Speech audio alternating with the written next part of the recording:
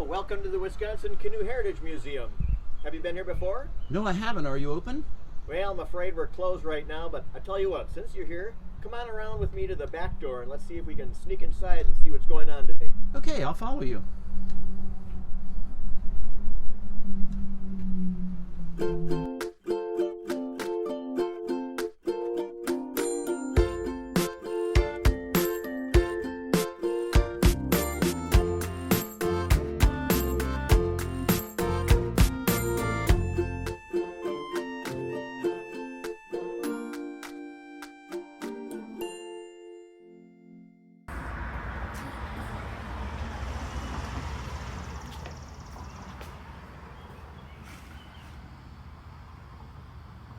Well, come on in, let's take a look what's going on.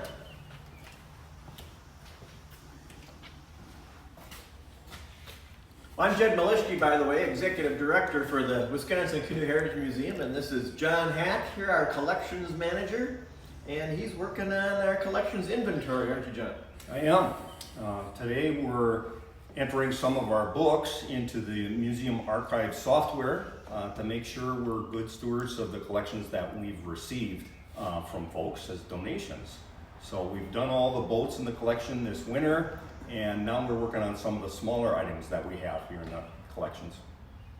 So every one of the collections items has a numbering system, and we're going through the whole inventory and checking it against our electronic files, make sure those are up to date. And then each item also has a paper file with various information in it about it, and making sure those are up to date and all there too. So come on in and let's take a look at some of these books.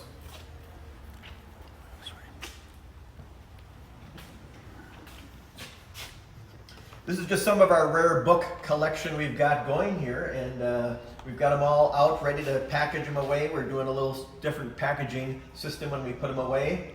You can see all the collection's numbers on the wrappers there. A few interesting ones.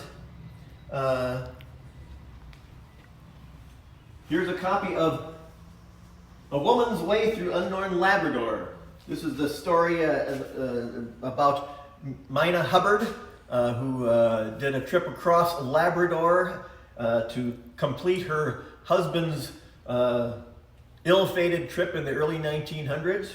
So a tremendous women pioneer in canoes. Another interesting one I thought was a 1957 edition, Wisconsin and Its Resources with Lake Superior, Its Commerce and Navigation, a trip up the Mississippi and a canoe voyage on the St. Croix and Brule Rivers to Lake Superior. Of course, that's a famous canoeing route in this part of the country. I would think this book would be quite interesting, 1857, to see what conditions were like that around here. Another one you might be interested in is we have several letters here. This one from 1898 from the Ithaca Gun Company in Ithaca, New York. He's writing to the B.N. Morris Company, the canoe company in Vesey, Maine, and he writes, "Dear Sir, we have yours with sample of material used in canvas boats. The writer would like a boat that would carry 4 people, provided he can make an exchange of a gun for the boat. If you are in need of anything in our line, please advise." We do have a few of our rarest books out on display in the exhibit hall. Would you like to take a look at that? Yes. Well, let's go in there and take a look. Here we have our Adventure on Paper display. So we like to say that every canoe tells a story, and some of the books tell the story about canoes also. So we've got a few of them out on display, some of the more interesting ones. This first one is from George Washington Sears. He wrote under the pen name Nessmuk in the early 1900s, and he wrote about his canoe trips in articles and letters, what he called letters to Forest and Stream magazine, which was a leading outdoor publication of the time. His vivid accounts inspired readers to follow his lead and take to the water. It was said that he taught America how to camp. Another one we have here is the Bible of the Bark Canoe.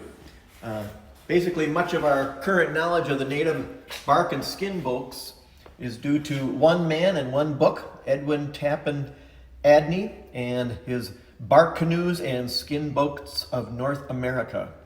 His sketches and descriptions of the process of birch bark canoes construction form a how-to guide that has inspired countless builders since. Maybe one of our oldest books in our collection here is a 1881 edition of 1,000 Miles in the Rob Roy Canoe. And this is another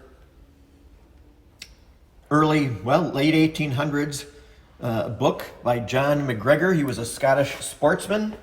He had a boat canoe style built for him that he named the Rob Roy and described the canoeing ventures in 1866 in 1,000 Miles in the Rob Roy Canoe on Rivers and Lakes of Europe.